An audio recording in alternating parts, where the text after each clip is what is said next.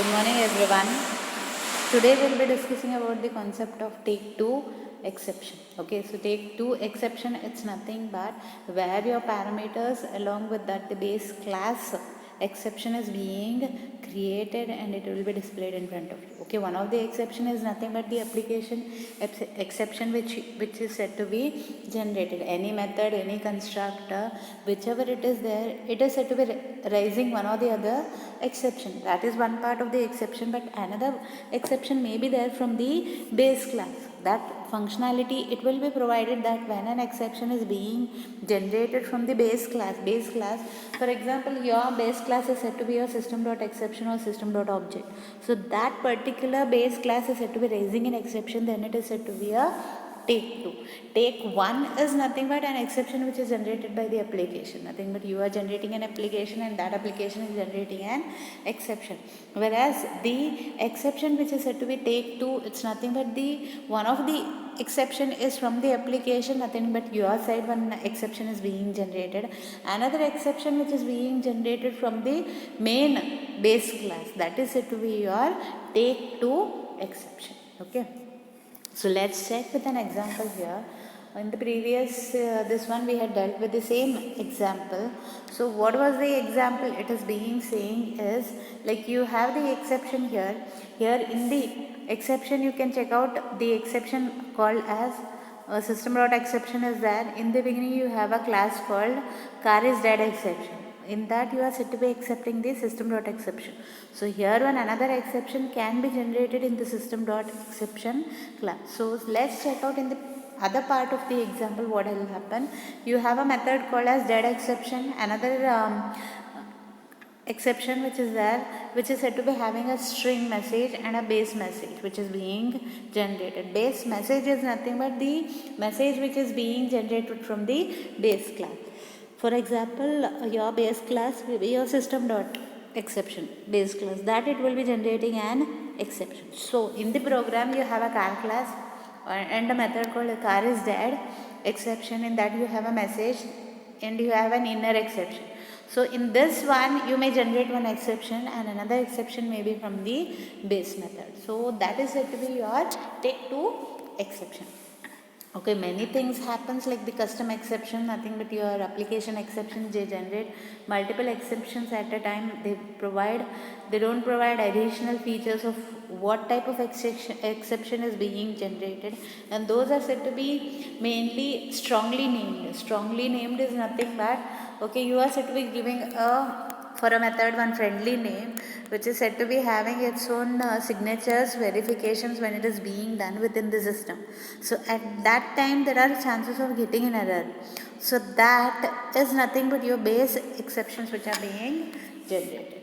Okay. So another part is there called as the building the custom exceptions take three. Take three it's same as take two, but little bit changes are there. Here you can check out, it's said to be a application level exception which is being generated, which is said to be not belonging to your base class.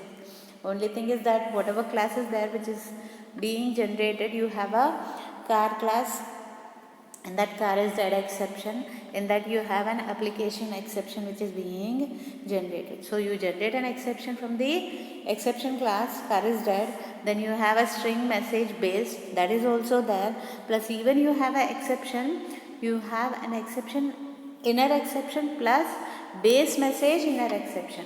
Take one, take two, take three. Exception within that another exception, within that you have a base message exception, that is said to be your take three exception.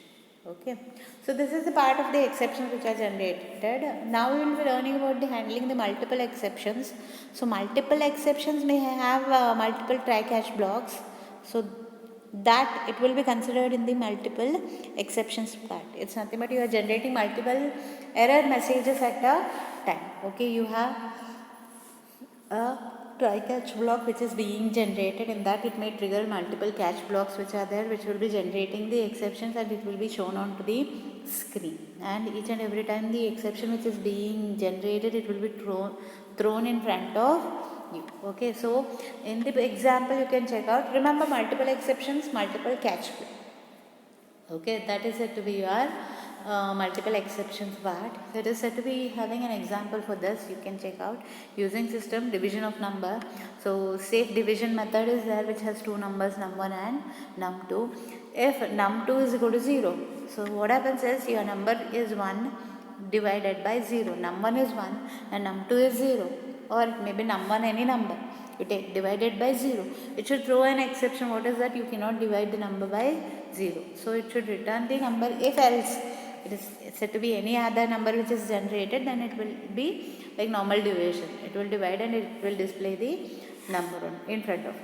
So here it is being considered with an example. In the main method you have num1 equals 15 and num2 0, and result is assigned to 0.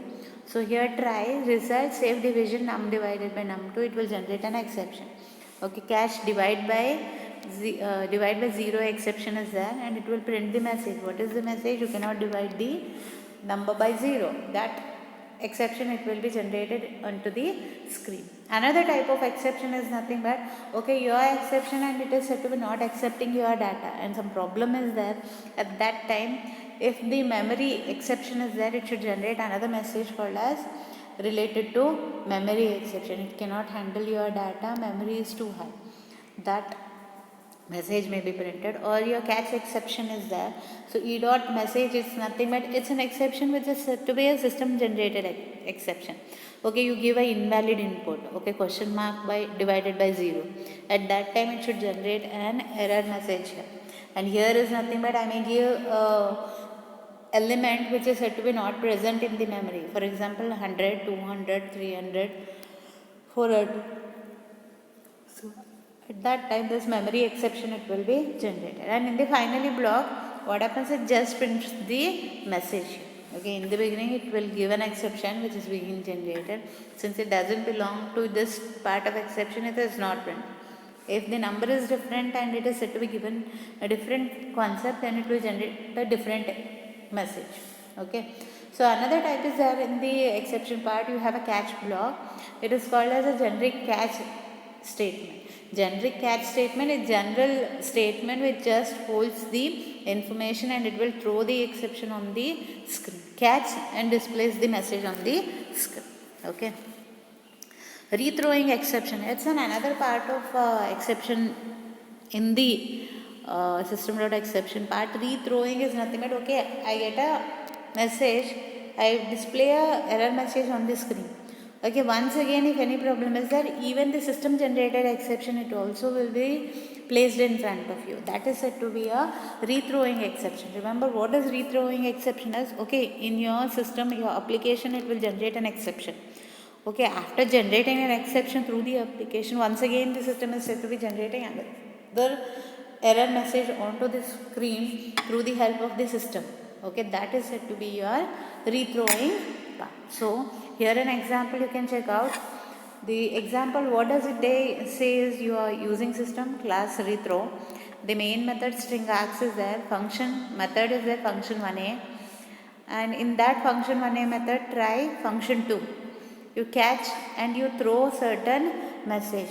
Okay, here when I throw something, nothing is there to do in the program, so it will throw an exception message here. Okay, it will throw an exception message here. Another exception is there. Okay, what is that exception is? Okay, function 2 which is there within the function, one message is being generated by your application. Okay, here it is which generates your application error message. Since it is not able to divide anything, it doesn't have anything to do, it will generate a message. Okay, it has encountered a problem, needs to close, and sorry for the inconvenience. This message it is being printed.